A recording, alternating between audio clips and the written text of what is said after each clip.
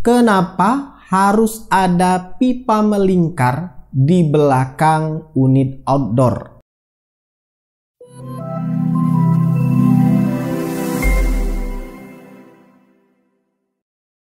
Welcome back again dengan Adi di sini dari racikpc.com.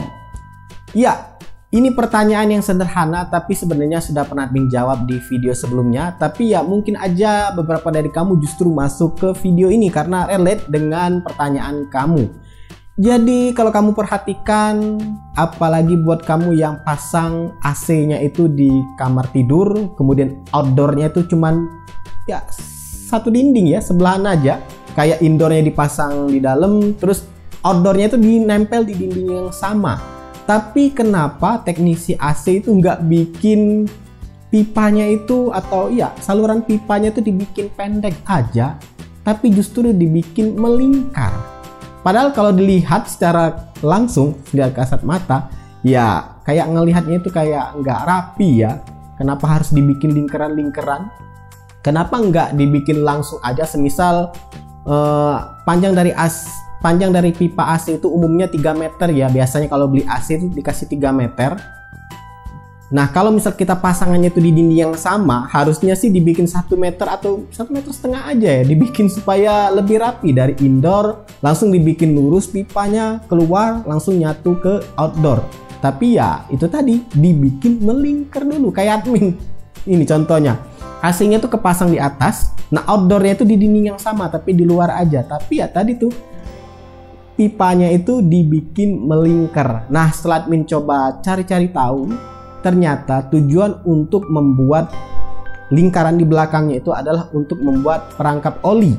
Ya, perangkap oli supaya ketika kompresor menyemburkan atau meniupkan atau mengirimkan freon, itu biasanya ada oli juga. Nah, diharapkan dengan ada lingkarannya itu supaya olinya itu terperangkap di lingkaran di belakang unit outdoor dari pipa tadi.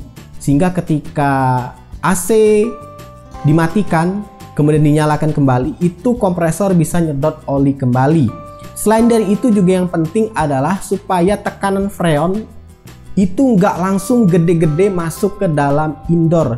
Karena ya tahu sendiri kompresor itu tinggi tekanannya ya. Kalau misalkan pipanya dibikin pendek kemudian lurus, itu berbahaya untuk nasib si kompresor. Karena kompresor ketika menekan langsung keluar freon melalui pipa, itu nggak ada lingkaran tadi, dibikin pelan, itu bisa jebol.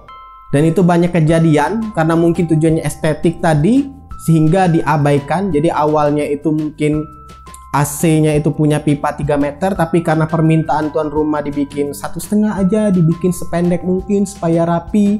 Ya kayaknya memang sudah konsumennya pengennya gitu ya, dipasang ya, ujung-ujungnya kompresor jadi nggak awet karena pipanya tadi yang terlampau pendek. Padahal sebenarnya standarnya itu 3 meter. Jadi memang 3 meter itu walaupun nyisa, walaupun dibikinnya satu dinding, AC-nya itu cuma di satu dinding, tapi tetap dibikin lingkaran di belakangnya supaya tujuannya untuk menghambat tekanan dari kompresor yang terlampau tinggi tadi, supaya nggak langsung masuk ke indoor. Itu berbahaya. Kalau dibiarkan umur kompresor, ya intinya umur dari unit AC kamu nggak bertahan lama.